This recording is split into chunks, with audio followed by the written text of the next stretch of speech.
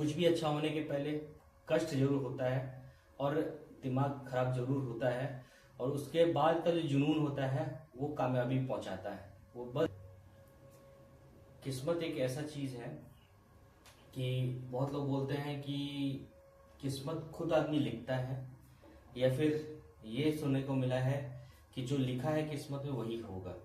तो hello guys, कैसे हैं आप लोग। मैं आ गया हूँ फिर से एक नया वीडियो के साथ। इस बार जो मैं बात कर रहा हूँ किस्मत पे। तो किस्मत क्या है, मैं आपको बता रहा हूँ कि दो दो हम लोग बचपन से लेकर के अभी तक सिर्फ दो ही चीज सुनते आए हैं कि किस्मत में जो था वो मिलेगा, या फिर खुद लिखो, अपना किस्मत खुद बदलो।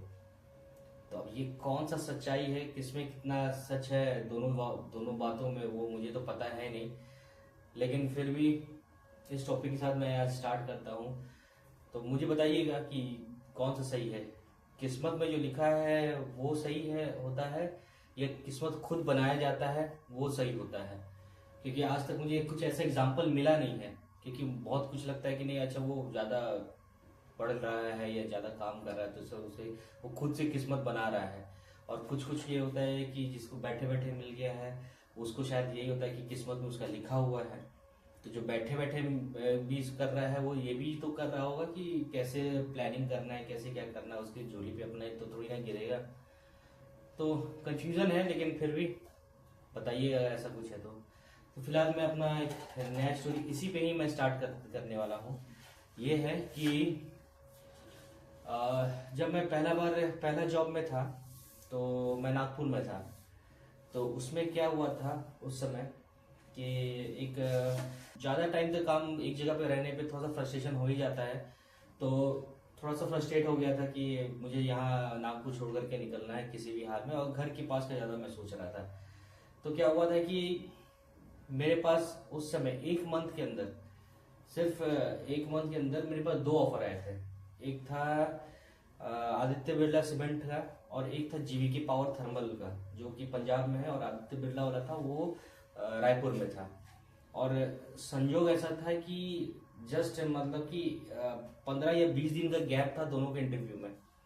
तो मैं फाइनली मतलब कि जीवीके तो चलो नया था तो अब देखा जाएगा उसमें क्या है। लेकिन पहला इंटरव्यू था मेरा आदित्य बिरला वाला, जो एक सीमेंट का कंपनी था उधर रायपुर के आसपास।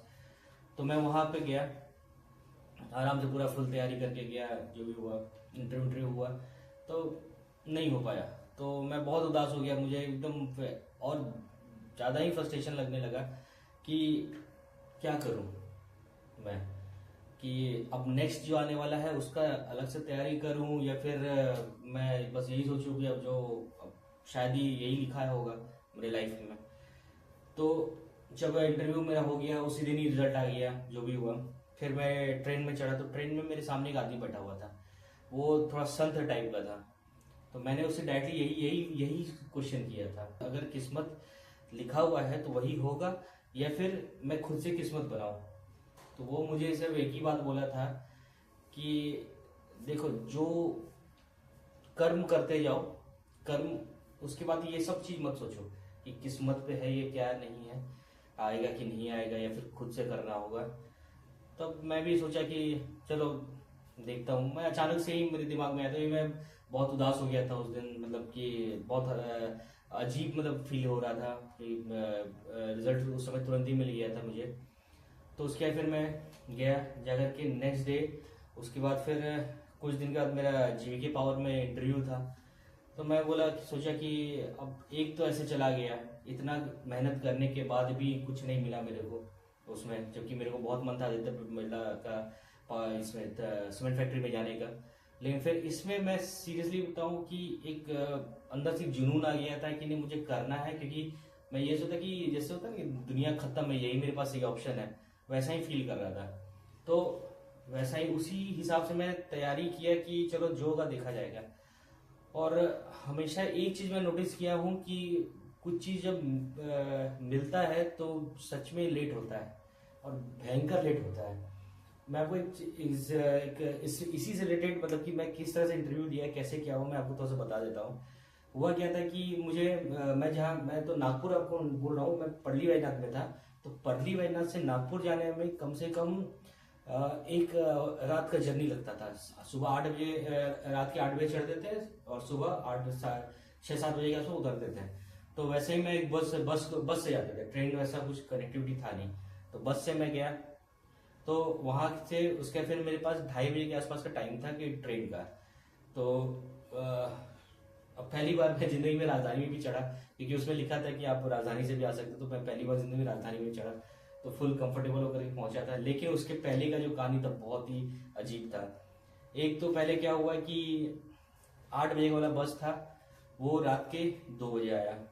मुश्किल से 2 घंटा दूर था जहाँ से खुलता था वो बस, तो रात के 2 बजे आया। और मैं फ्रस्ट्रेट हो गया कि लगता है कि अब एक तो चला गया, दूसरा भी लगता है जाने वाला कि हम टाइम पहुंचेंगे नहीं, ट्रेन कब खुल जाएगा कोई ठीक नहीं है। तो यही सोचते हुए मैं बोला कि चलो ठीक है, जाऊंगा नागपुर तक जाऊंगा, ट्रेन मिल जाएगा तो ठीक है। 2 बजे तक बस पकड़ा। उसके बाद संजोग ऐसा था कि आज तक कभी ऐसा हुआ नहीं, लेकिन उस दिन ऐसा हुआ था कि बस इतना धीरे चल रहा था, इतना धीरे चल रहा था कि मैं जो 2 घंटा का दूरी था वो 6-7 घंटा में कंप्लीट किया वो बस। उसके सारे लोग फ्रस्ट्रेट हो गए, पूरा बस में हंगामा होने लगा कि क्या हो रहा है। मतलब एसी बस था, एसी सब कुछ नॉर्मल था, लेकिन स्पीड ही नहीं था बस में। फिर जा करके पूरा सुबह बीत गया, 11 बजे कम से कम फिर हम लोग को एक बस दिया गया, जो कि पक्का मुझे 1 बजे के आसपास स्टेशन को उतारा। मतलब कि वो फास्ट बस था, तो इसीलिए मतलब वो रात भर कुछ ना कुछ करके खींचा। उसके पीछे तो मेरे दिमाग में यही था कि पता नहीं क्या हो गया, ये पहली बार हुआ है। पूरा हालत खराब बस में, रात भर का जर्नी था, उसके फिर सुबह का भी जर्नी था, प्लस ट्रेन भी पकड़ना था मुझे। तो पहुंच करके फिर मैं बोला कि यार फ्रस्ट्रेट हो गया हूँ। ट्रेन चढ़ करके अगले दिन इंटरव्यू दिया। इंटरव्यू देने के बाद फिर मैं यही सोचा कि क्या होगा पता नहीं। फिर मैं सबको बोला तो सब बोला कि अच्छा हो, जो कि जैसा भी हुआ पहुंचे तो हम लोग, पहुंचा तो मैं, नहीं तो फिर पता चलता कि वो भी इंटरव्यू भी नहीं अटेंड कर पाता।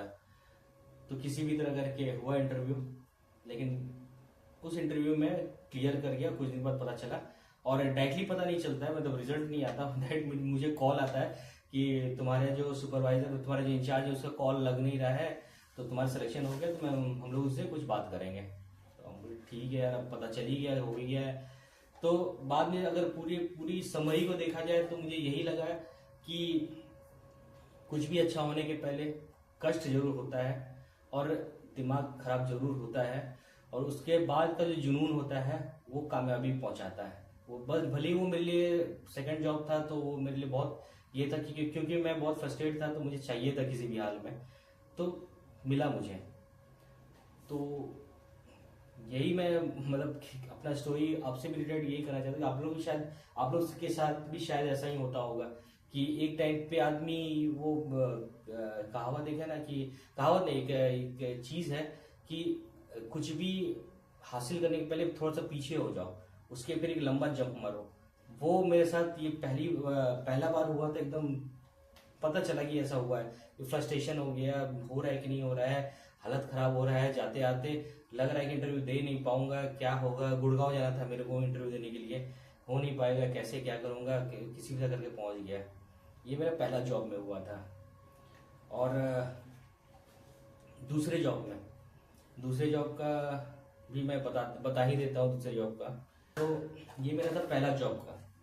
मैं टाइम वैसे बहुत ज़्यादा लग रहा है, मैं आपको दूसरे जॉब का भी एकदम सेम कहानी आपको बताऊंगा। एकदम सेम सिचुएशन हुआ था, कुछ नया नहीं था, लेकिन बहुत इंटरेस्टिंग है, उसका भी बहुत इंटरेस्टिंग है। मतलब कि समझ लिया ऐसा हुआ था कि मैं गया और वहां से रिटर्न आ गया खाली हाथ, जिस कंपनी में मैं इंटरव्यू देने के लिए गया था। ये मैं आपको नेक्स्ट ब्लॉग में बताऊंगा।